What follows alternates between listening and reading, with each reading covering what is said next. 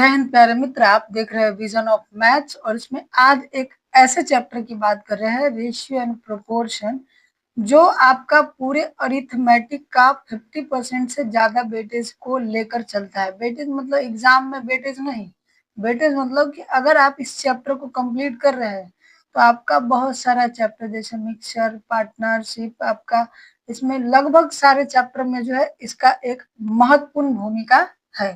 तो आप इस चैप्टर को मिस नहीं करेंगे, न तो आपका समझिए कि अर्थमेटिक इनकम्प्लीट है। इस चैप्टर को अगर मिस कर देते हैं तब आप पीछे वाले चैप्टर या पीछे वाले क्लासेस में भी देखे होंगे कि हमने कई दफा रेशियो एंड प्रोपोर्शन का इस्तेमाल किया है और कई जगह पर किया है। तो ये काफी वेटेज रखने वाला चैप्टर है इस एंगल से। चलिए अब चलते हैं, आज पहले टाइप पर चलेंगे और पहला टाइप आपका है मिक्स रेशियो। पहला टाइप क्या है आपका, पहला टाइप है आपका टाइप्स ऑफ रेशियो पर, टाइप्स ऑफ रेशियो पर इस पर बात करेंगे। आपका फर्स्ट टाइप में अनुपातों के प्रकार के ऊपर, ये पेज थोड़ा सा आगे पीछे लग गया, ये पहले लगाना था। पहले है आपका मिश्रित अनुपात, कंपाउंड, या इसी को जो है संयुक्त अनुपात भी कहते हैं।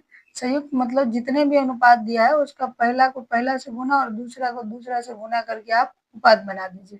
व्युत्क्रम मतलब उल्टा, यानी कि ए है तो इसको ए बटा ए कर दीजिए। निरंतर मतलब लगातार, यानी कि देखिए यहाँ पर 4 और आपका 8 है। अभी मान लेते हैं कि यहाँ पर 8 और यहाँ पर आपका हो गया, मान के चलते हैं 16। तो यहाँ पर इसका भी रेशियो 1:2 आएगा और इसका भी रेशियो 1:2 आएगा। तो इस तरीके के जो है निरंतर और समानुपात कहने का मतलब बराबर, यानी ए बटा बी बराबर होगा सी बटा डी का।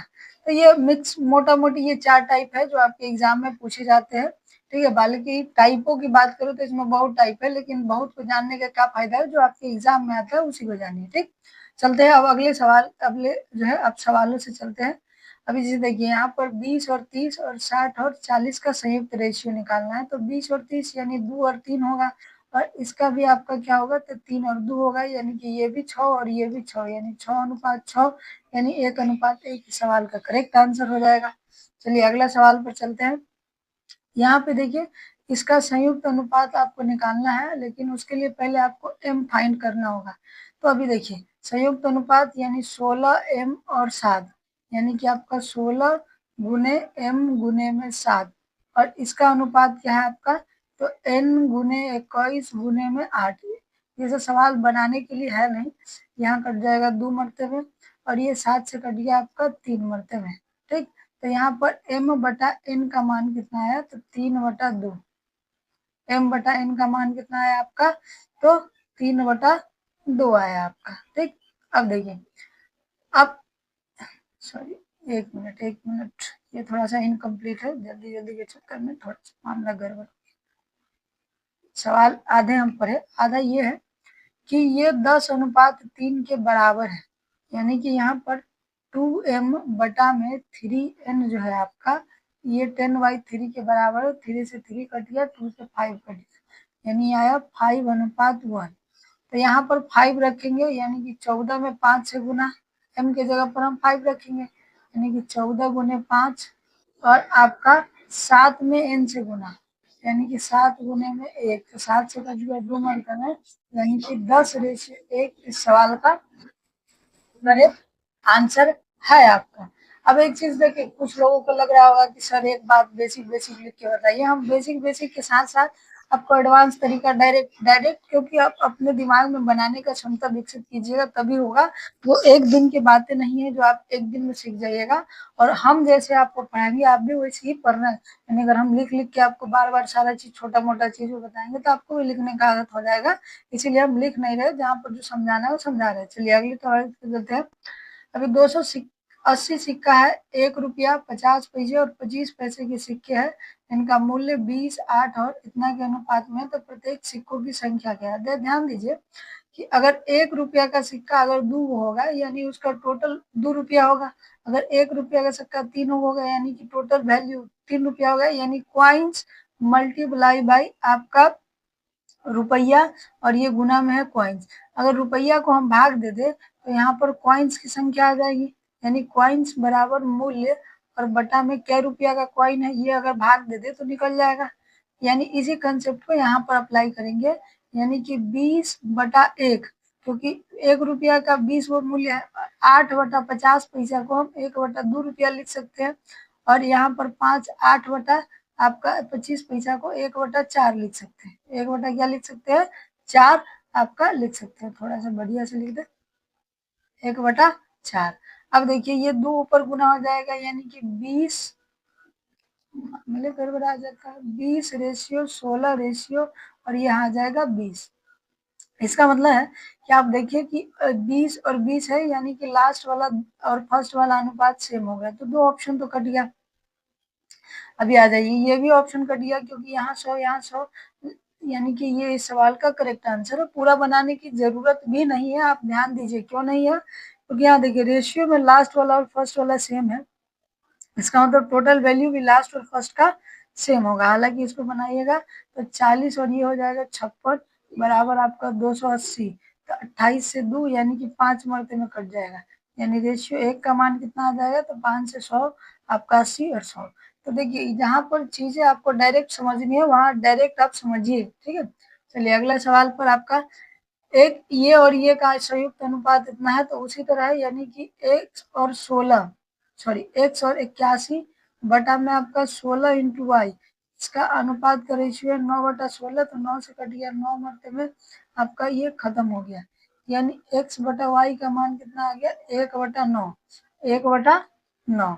तो आपसे पूछा है कि इसमें और इसमें का संयुक्त अनुपात, यानी घटा देंगे y में से x, तो 8/24 हो जाएगा, और 30 और यहाँ पर 10, 30 और 10, 0 से 0 काट दीजिए, 8 से 8 गई 8, 8 3 24, यानी कि 3/3 हो जाएगा, 1/1 इस सवाल का करेक्ट आंसर है, ठीक है।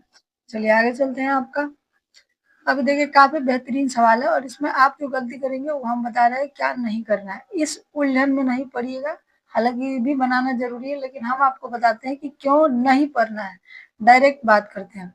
अभी देखिए यहाँ पर ए बी सी का रेशियो आपका 3/13 दिया हुआ है, जिसमें ये बी और सी है, और आपका जो है ये ए है, ठीक।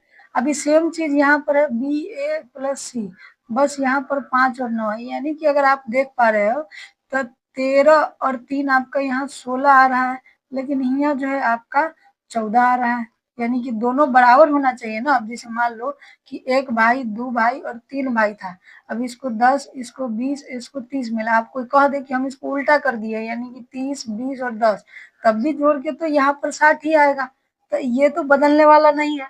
तो वही चीज है कि ये बदलने की चीजें नहीं है, ए बी सी को आगे पीछे लिखे या पीछे आगे लिखे, ठीक।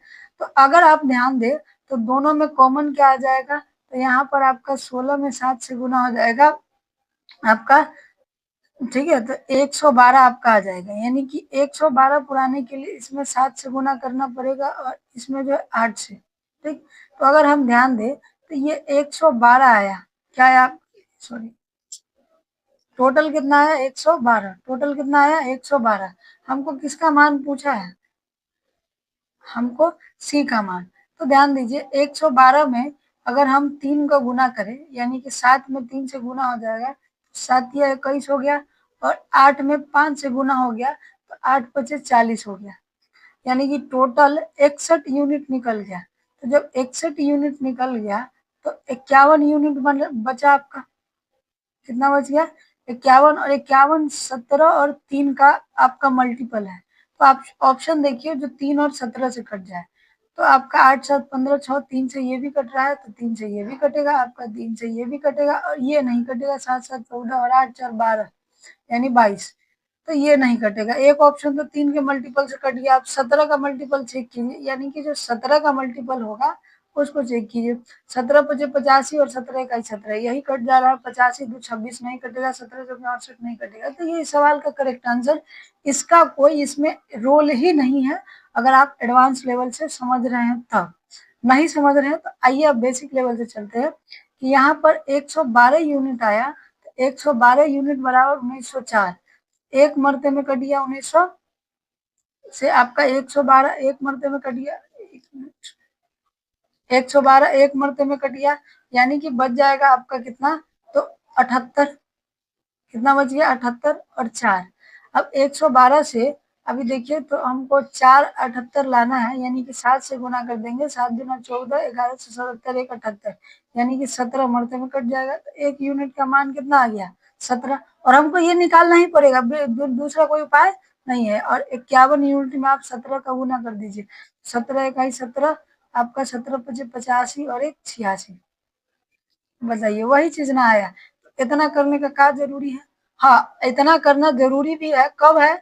जब आपके दो ऑप्शन सेम आ जाए, मतलब दो ऑप्शन ऐसे मिल जाए तो 17 से डिविजिबल होगा, तो जो है आपको ये चीज करना पड़ेगा। जैसे देखिए 3 से डिविजिबल मेरा 3 ऑप्शन था, तो हम यहाँ 17 का इस्तेमाल किए। तो ये सब चीजों पर आपको थोड़ा सा ध्यान देना है। चलिए चलते हैं अगले सवाल की ओर।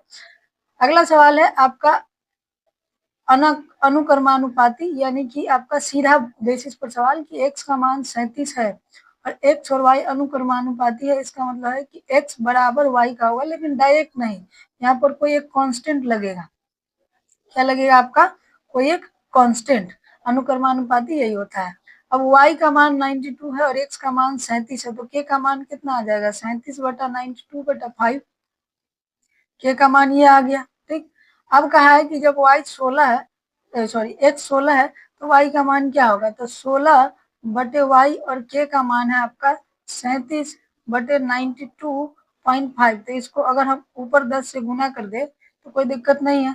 अभी 37 से 2 मरते में ये लग जाएगा, 37 से 2 मरते में आपका कितना हो जाएगा? 7 दूना 14 और 3 दूना 6, एक आपका जो है 7, 74, यानी कि 12 में से 4 गया 8, 185 बच जाएगा, यानी 5 मरते में लग गया। ठीक। तो ये आपका 2 से कट जाएगा 8 मरते में, ये 2 से कट गया 5, 5 से कट गया 25 मरते में, यानी 8 पचे 40। तो y का मान कितना आ गया? 1/40। एक मिनट से रुकिए। आपका y का मान, y इधर आ गया और आप 5 उधर गुना हो गया, यानी y का मान कितना आ गया? 40। y का मान कितना आ गया आपका? 40। तो ये सवाल का करेक्ट आंसर हो जाएगा। ठीक। अब इसमें कहीं कहीं ऑप्शन का भी इस्तेमाल कर सकते हैं आप। जैसे यहाँ पर 4 का मल्टीपल होगा कौन? तो 4 का मल्टीपल आपका ये भी है। तो इस कंडीशन से आपका थोड़ा बहुत कैलकुलेशन होगा, ज्यादा कुछ नहीं। ठीक है, चलिए आगे चलते हैं। अभी अनुक्रमानुपाती का है, यानी कि S जो है आपका अनुक्रमानुपाती है आपका किसका? तो R+7 का, यानी इसका मतलब क्या होगा? S बराबर है K इंटू R+7। ऐसे लिख देंगे क्योंकि यहाँ पर गुना में आता है, यहाँ भाग में। जब R 17 है तो S आपका 42 है, यानी कि 17 और 7 कितना हो गया? तो 7 7 14 हो गया, यानी आपकी 24 हो गया और S 42 है। ठीक। तो 42 और यहाँ पर हो जाएगा आपका 24, बराबर क्या आ गया? के का मान। ठीक। 17 और 7 7 14, ठीक है 42। अभी ये कटने वाला है तो काट सकते हैं, नहीं है छोड़ दीजिए, अभी आगे काट लेंगे। अब देखिए, अगर R 29 होगा तो S का मान क्या होगा? तो के का मान क्या निकला? ये इसको हम इधर गुना करते तो के का मान निकला आपका 42। के का मान क्या लिखना? 42 बटा 24 गुने, और आपका आर का मान कितना है? तो 29, और इसमें 7 जोड़ देंगे तो 9 और 7 हो गया आपका 16, यानी कि 36। तो 6 से आपका 6 चौके 24, 6 से 9 मरते में आपका 36, सॉरी 6 मरते हैं 36 पे तो छोड़ रहे हैं। तो यहाँ पर 2 और ये 3 और ये कट जाएगा 21, यानी 21 दिया कितना हो गया? 63। अब देखिए इसमें एडवांस नियम क्या लगा सकते हैं, ध्यान दीजिए कि ये 42 आया है और ये एकदम मतलब करेक्ट ऑप्शन है, इसमें फ्रैक्शन और एक्शन तो है नहीं। तो ऐसा ऑप्शन होना चाहिए जो 42 का मल्टीपल, यानी कि 7 6, यानी कि 3 2, या तो 7 3 और 6 दोनों से आपका जो है, तीनों में से किसी से कट जाए। तो देखिए ये 3 से ये नहीं कट रहा है आपका, ना ये कट रहा है आपका, और ना ही ये कट रहा है। तो 3 से कटने वाला एक है पहला ये। 7 से भी आपका नहीं ये कट रहा है, नहीं ये कट रहा है, नहीं ये कट रहा है, ये भी है। अब रहा 2 का बात, तो 2 से नहीं कट रहा है, तो देखिए दो चीजों से आपका कट रहा है। अब 2 से नहीं कट रहा है, तो अब ये ज्यादा वेटेज है 2 के पास, तो ये इसका करेक्ट ऑप्शन हो सकता है। बाकी अगर और कोई ऑप्शन होगा, थोड़ी सी कठिनाइयां आपकी बढ़ जाएगी, बाकी कोई विशेष बात है नहीं। ठीक। अभी चलते हैं आगे, आशा करते हैं कि आपको समझ में आ गया होगा। ठीक है, चलिए आगे चलते हैं। आगे आपका 4 बच्चों के साथ 250 प्यार बांटता है सचिन। पहले बच्चे का हिस्सा दूसरे बच्चे के हिस्से से दोगुना, तीसरे बच्चे से 3 गुना और चौथे बच्चे के हिस्से से 4 गुना, तो दूसरे बच्चे का हिस्सा कितना होगा। अभी एक बात ध्यान दीजिए कि ये सवाल में लोग क्या है ना कि अलग-अलग लिखते हैं, कैसे ध्यान दीजिए। पहले रेशियो लगाएंगे पहले बच्चे दूसरे बच्चे, फिर रेशियो लगाएंगे दूसरे और तीसरे बच्चे, फिर रेशियो लगाएंगे आपका तीसरे और चौथे बच्चे। आप ऐसे लगाइए ना, आपका टाइम बहुत चला जाएगा, टाइम आपका बहुत चला जाएगा। इसे क्या करना है आपका ध्यान दीजिए, जितना गुना है ना पहले वो आप उसका एलसीएम ले लीजिए। जैसे यहाँ पर 2 गुना, 3 गुना और आपका 4 गुना, तो कितना आ जाएगा इसका एलसीएम यानी 12। कितना आ जाएगा 12, कितना आ जाएगा 12। तो अब ध्यान दीजिए, आप पहले बच्चे को यानी देखिए लास्ट में जो है जैसे 4 गुना है किसका, चौथे बच्चे का, चौथे बच्चे का, तो चौथे बच्चे से चालू नहीं, आप हमेशा पहले जो पहला दिया होगा जैसे यहाँ पहले बच्चे से दिया हुआ है तो पहले बच्चे से चालू करेंगे। इसका मतलब क्या है कि अगर आप रेशियो लिखना चाहें, हम आपको समझाने के लिए लिख दे रहे हैं, बाकी लिखने का जरूरी है नहीं। ठीक, देखिए अभी देखिए क्या है कि पहले बच्चे का जो है आपका पूरा दे दीजिए 12, 12x। अब ये दूसरे से क्या गुना था, दूसरे से आपका 2 गुना यानी इसका आधा कर दीजिए 6x। तीसरे का क्या गुना था, 3 गुना यानी 3 से भाग दे दीजिए इसमें 4x। और चौथे का आपका क्या गुना था, तो 4 गुना यानी कि 3x। अब इससे क्या होगा कि आपको बार बार रेशियो लिखने का जरूर नहीं पड़ेगा। लोग कैसे करते हैं ध्यान दीजिए, पहले लिखेंगे पहले जो है आपका दूसरे का 2 गुना, अब यहाँ पर फिर लिखेंगे तीसरे बच्चे के हिस्से का 3 गुना और चौथे बच्चे का 4 गुना। इसे जो है वो कंफ्यूजन पैदा हो जाता है बार बार। ठीक, तो अब यहाँ पर देखेंगे आप तो ये टोटल कितना हो गया आपका 12 और 6 4 10 और 3 13 यानी कि 25x यानी 250। तो आपका x यूनिट बराबर हो गया 10। तो आपसे पूछा है दूसरे बच्चे को कितना उपहार मिला, तो 6 यूनिट यानी कि जो 6 का मल्टीपल होगा। तो जो ये नहीं है ये नहीं है ये नहीं है, अभी इतना निकालने के बाद भी आप डायरेक्ट कर सकते हो, 14 60 हो जाएगा, 14 आपका क्या हो जाएगा 60। तो इस तरीके से एडवांस तरीके से आप सोचेंगे तब जाके मामला बनेगा। चलिए आगे चलते हैं। आगे है प्रत्येक मिठाई का एक डिब्बा 24 बच्चों के बीच बांटा गया, मतलब मिठाई का एक डिब्बा 24 बच्चों के बीच बांटे जाए, प्रत्येक को 5 मिठाई मिलेगी। यदि बच्चों की संख्या में 4 कम कर दी जाए तो प्रत्येक को कितने मिलेगी। सिंपल सा बात है, 24 बच्चे में अब एक को अगर 5 मिठाई मिल रहा है तो 24 को आपका 24 इंटू 5 टोटल मिठाई। अभी बच्चों की संख्या में 4 कम कर देंगे यानी 20 हो जाएगा, 5 से 4, 4 से ही कट जाएगा, 6 मरते में यानी कि 6 मिठाई अब पहले मिलेगा। 6 मिठाई अब क्या होगा कि पहले की तुलना में मिलेगा। चलिए चलते हैं आगे। 10 नंबर है, किसी पिंड द्वारा विकिरणित की गई ऊष्मा की मात्रा के स्रोत दूरी के वर्ग के अनुपरमानुपाती है, यानी कि हीट जो है आपका व्युत्क्रमानुपाती मतलब उल्टा दूरी के वर्ग के व्युत्क्रमानुपाती है। ठीक, यदि 4 मीटर की दूरी प्राप्त हो तो आपका 16 इकाई जो है ऊष्मा आता है, यानी हीट 16 आएगा। कब, जब आपका 4 हो, यानी कि 4 का स्क्वायर 16 आ जाएगा, यानी कि 256 आ गया के का मान। हालांकि गुना करने की जरूरत नहीं क्योंकि फिर काटिएगा। अब कहा है कि 12 मीटर दूरी प्राप्त करने के लिए हीट, यानी 12 में के लिए आपका 256 आ गया और 12 का मतलब है यहाँ पर दूरी का स्क्वायर यानी गुने 12। तो 4 से 3 मरते में 3 मरते में और 4 से ये 16 पूरा कट जाएगा, तो क्या बचेगा 16 पूरा। क्या बचेगा आपका 4 से आपका एगो 16 कट जाएगा, तो आपका 16/9, तो आपका 9 इकाई 9 बच जाएगा, तो कितना बच गया आपका 7। 9 सतह 63 यानी 1.7 वाला जो ऑप्शन होगा ये सवाल का करेक्ट आंसर है। आगे भी भाग दे सकते हैं। चलिए आगे चलते हैं। आगे है, जब x बराबर 1 और y बराबर 8 हो और जहां पर कहा है कि y जो है आपका x प्लस 3 का समानुपाती है। समानुपाती कहने का मतलब कि आपका अनुक्रमानुपाती है किसका, x प्लस 3 का। ठीक, यानी कि y का मान क्या हो गया कि x प्लस 3, यानी कि यहाँ पर y बराबर हम लिख सकते हैं, क्या लिख सकते हैं k/3, चाहे इसको इसी रहने दो। ठीक, अब आ जाते हैं आगे। कह रहा है, क्या कह रहा है कि यदि x बराबर 1 और y बराबर 8 हो तो k का मान कितना निकल जाएगा, तो 1 बराबर k की जगह पर k रह जाएगा और आपका सॉरी यहाँ पर 8 है, कितना है 8, तो यहाँ पर क्या हो जाएगा 3 1 है x का मान, यानी कि यहाँ हो जाएगा 4, 4 से कट गया, यानी कि इस कंडीशन में k का मान आया 2।